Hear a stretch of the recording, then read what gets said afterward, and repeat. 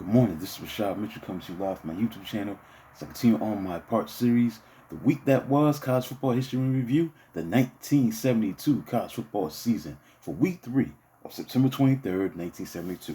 Here we go. Nebraska, the number 9 team in the country, beat Army 77-7. Truly ugly result began shaping debate over whether cadets should be asked to compete with larger programs. The Cornhuskers of Nebraska broke record for most points ever allowed by Army by a whopping 26. Wingback Johnny Rogers scored twice in the first quarter on a 3-yard run and 26-yard reception, but Nebraska led only by a score of 14-0 until it staged a 21-point spurt late in the second quarter that put the nail in the coffin for the Black Knights of Army. Huskers quarterback David Hump threw 14 of 18 for 169 yards with touchdowns both passing and running. Army was able to avoid shutout on a late 9-yard scoring pass from quarterback Dick Atha to wide receiver Barry Armstrong. A week later, Cadets beat Texas A&M 24-14 on the road to quiet some of their doubters. Next, Penn State, the number 11 team in the country, beat Navy by a score of 21-10. Now, on the same day that the rival Army lost by 70 points, the midshipmen of Navy acquitted themselves well against Penn State, where Navy led 3-0 at halftime on a 38-yard field goal by kicker Roger Lanning, and then 10-7 in the third quarter after a 1-yard touchdown run by fullback Andy Pease that was set up by a 58-yard kickoff return by kickoff Ike Owens.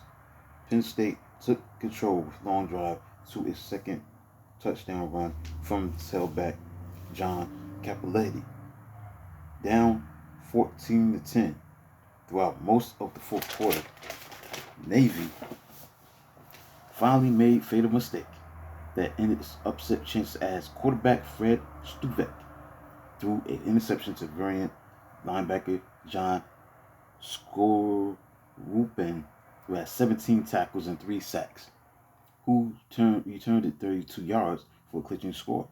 Now, the Nittany Lions of Penn State lost 5 fumbles and had an interception in sloppy first half. North Carolina beat North Carolina State 34-33. Coach Lou Holtz faced a late 2-point decision in his young career at North Carolina State, but he had no doubt we took the field to win, not to tie. So after Wolfpack tight end Pat Kinney made a stunning touchdown catch with 10 seconds to play, Holtz followed with a 2-point pass for halfback Lee Burton, which was well covered by North Carolina. There were 7 lead changes, with biggest falling to Wolfpack when defensive back Mike Stoltz found gap and charged 80 yards on punt return for 19-10 halftime edge. Hills went ahead with 2 touchdowns in the third quarter and took lead for good in the fourth quarter as tailback Billy Height's second touchdown and kicker Ellis Alexander's third extra point.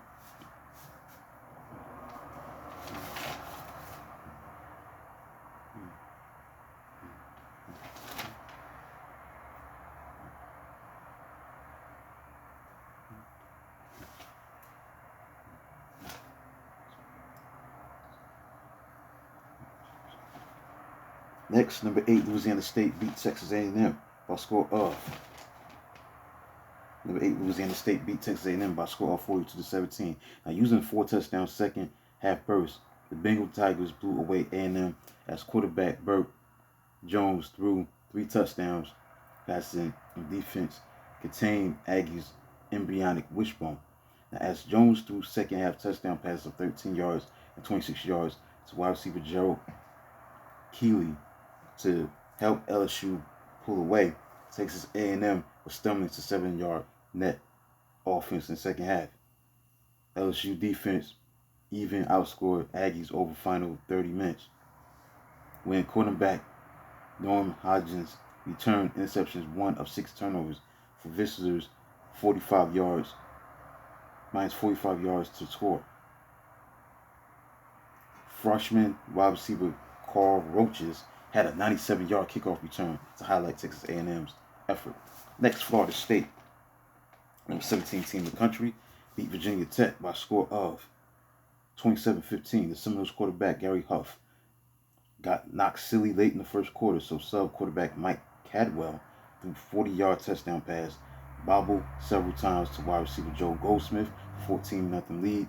Gobblers rallied to 14-9 on kicker Don Strock's 48-yard field goal and tied tailback James Barber's 3-yard touchdown run. Back came FSU to the 20-9 halftime edge as resuscitated Huff fired a 38-yard pass to wide receiver Barry Smith to set up his touchdown sneak. When Huff followed with third quarter touchdown pass, it was all but over. Next, Tulane upset number 16 Georgia by a score of 24-13. Now the big upset propelled Green Wave into the top 20 at number 18 in Monday's vote for the first time in the regular season since 1956. Now, two 80-yard drives in the second quarter put Tulane out in front 17-7 at halftime.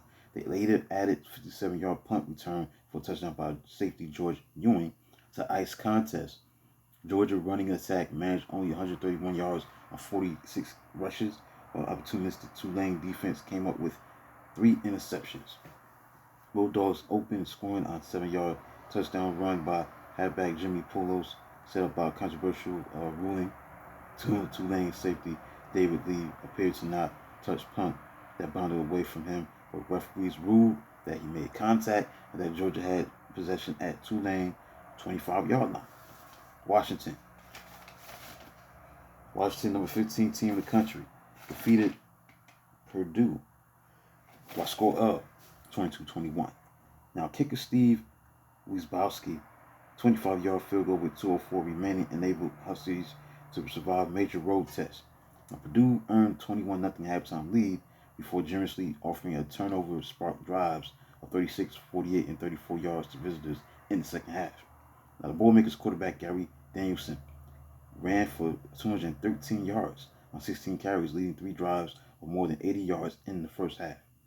Huskies were held to 88 yards in the first half before exploding for 248 yards in the second half. Quarterback Sonny Six Killer led Washington rally running and pitching for touchdowns. Next, Notre Dame, number 13 team in the country, defeated Northwestern a score of 37-0. Notre Dame opened its season in fine fashion, scoring our first 5 possessions and allowing only 187 yards on the defensive side. The score mounted to 30-0 by halftime, and Irish next marched 81 yards to 9-yard touchdown run by halfback Eric Pinnock.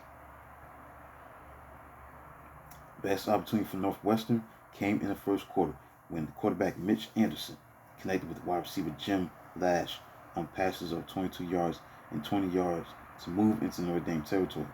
The drive stalled as the Fighting Irish linebacker Tim Rudnick blocked the field goal attempt. Irish halfback Darrell Dewan rushed for team-high 105 yards. Southern California, the number 1 team in the country, beat Illinois by a score of 55-20. High-spirited Illinois led 7-0 and 14-7 on halfback Bob Hayes' 5-yard burst after end Joe Lewis's 21-yard end around.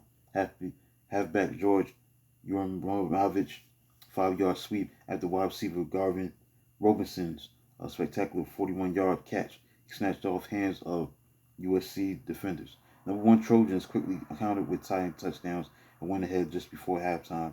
A second pair of touchdown passes by quarterback Mike Ray, which came after Illinois hauled over pass interference no call at USC 5-yard line. Now Illinois was still in it, down 28-20, but when Roof fell in with fourth quarter deluge of 20 points that included Trojans' touchdown punt block and wide receiver J.K. McKay's second touchdown reception. And finally, Michigan, number 12 team in the country, defeated number 6 UCLA. This is about 2 top 20 teams. Michigan, number 12 team in the country, beat number 6 UCLA 26-9. Wolverines knocked out Bruins quarterback Mark Harmon in the first quarter and then knocked around his UCLA mates the rest of the way, as fullback Ed Shuttlesworth led the rushing attack of Michigan, churning up 115 yards and 2 touchdowns as Michigan team won for 22nd time in the last 23 regular season games. Bruins clearly were pushed around, surrendering 389 yards of rushing and 28 first downs. Michigan quarterback Dennis Franklin enjoyed his first start and rushed for 75 yards, leading sharp offense that committed no turnovers. Meanwhile, quarterback Rob Scribner came off the UCLA bench to replace Harmon and vainly rushed for 90 yards. So number 12, Michigan beat number 6, UCLA, 26-9. So that concludes a look at the week that was college football history review, the 1972 college football season, week 3. The games that were played on September 23rd, 1972. Let's look at the AP poll at September 25th. We got Southern California at the number 1 spot. Number 2, Oklahoma. Number 3, Colorado. Number 4, Tennessee. Number 5, Ohio State. Number 6, Alabama. 7, Nebraska. 8, Michigan. Number 9, Louisiana State. Number 10, Notre Dame. Number 11, Arizona State. 12, Texas. Number 13, Penn State. Number 14, Washington. Number 15, UCLA. Number 16, Florida State. 17, Mississippi. 18 was Tulane. 19, Stanford. Number 20 was West Virginia.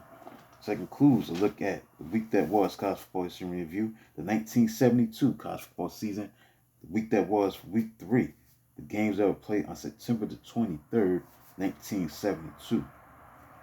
Week 3, September 23rd, 1972. Please like, subscribe, and comment on the channel. Do a video of this magnitude tomorrow. This is Rashad Mitchell. Until then, talk to you soon.